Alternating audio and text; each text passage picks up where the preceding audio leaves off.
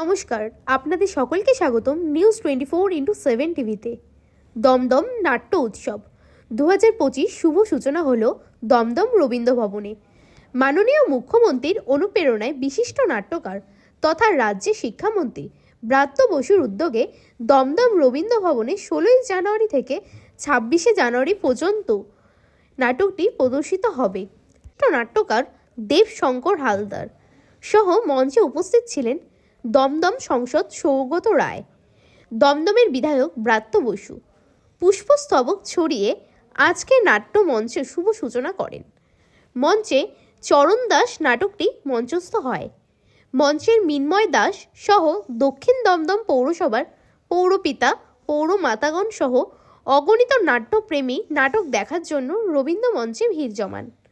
আগামীকাল অজিতেশ মঞ্চ, মুক্তমন ও অগ্নিবীণা এই 3টি নাটকই মঞ্চে অনুষ্ঠিত হচ্ছে।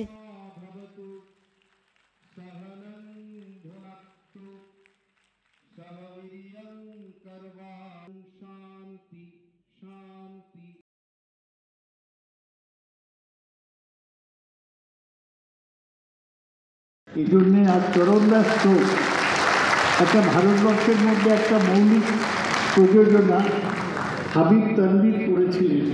তিনি ছত্তিশগড়ের লোক। সেই চরণদাস চোখ দিয়ে শুরু।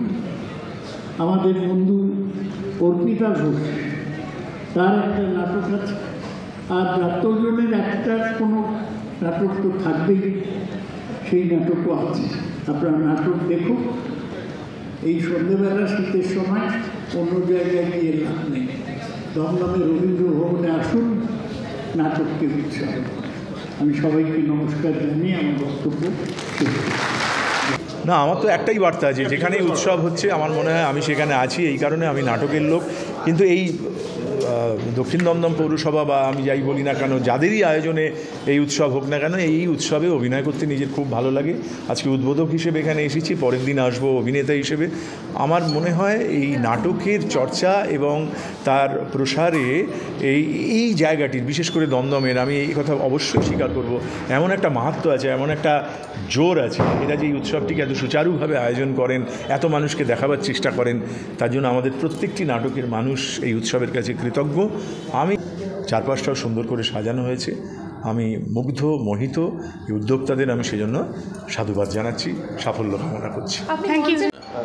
দক্ষিণ দমদম পুরসভার এই নাট্য উৎসব, এটা 11 সালের পর থেকেই মাননীয় মুখ্যমন্ত্রী মমতা বন্দ্যোপাধ্যায় তার কথায়, তার উৎসাহে আমরা এখানে এটা শুরু করেছিলাম। আজকে এটা খুবই বড় চেহারা নিয়েছে এবং থিয়েটারের, আমরা জানি থিয়েটার একটা মাইনরিটি আর্ট, সংখ্যালঘু শিল্প, কিন্তু এখানে এই দীর্ঘদিন ধরে এই থিয়েটার চর্চাটা হওয়ার ফলে এবং পশ্চিমবঙ্গের বেশ কিছু নামি দামি দল এখানে নিয়মিত এই উৎসবের মাধ্যমে এখানে করতে আসে বলে খুবই থিয়েটারের একটা চাঞ্চল্য বা আলোড়ন এখানে তৈরি হয়েছে। ফলে এখানে এই এলাকায় একটা থিয়েটারের কে কেন্দ্র করে উৎসাহ এবং চাঞ্চল্য আমরা তৈরি করতে পেরেছি।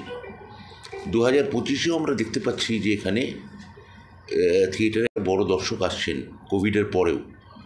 অর্থাৎ এই উৎসব আমার মুখ্যমন্ত্রী যেভাবে চেয়েছিলেন, আমরা সেখানে এই থিয়েটার কেন্দ্রিক এই আলোড়ন বা উৎসাহ আমরা এই এলাকা এবং এই এলাকার পাশে যে পুরসভা এলাকাগুলি আছে সেখানে একটা দর্শক তৈরি হয়েছে। অনেক ভালো ভালো দল এবারও আসছে। 4টি জায়গায় 4টি ভেন্যুতে আমরা করছি। যে কটা হল আছে আমাদের এই সাউথ দমদমে, প্রায় প্রত্যেকটা হলকে আমরা ব্যবহার করছি।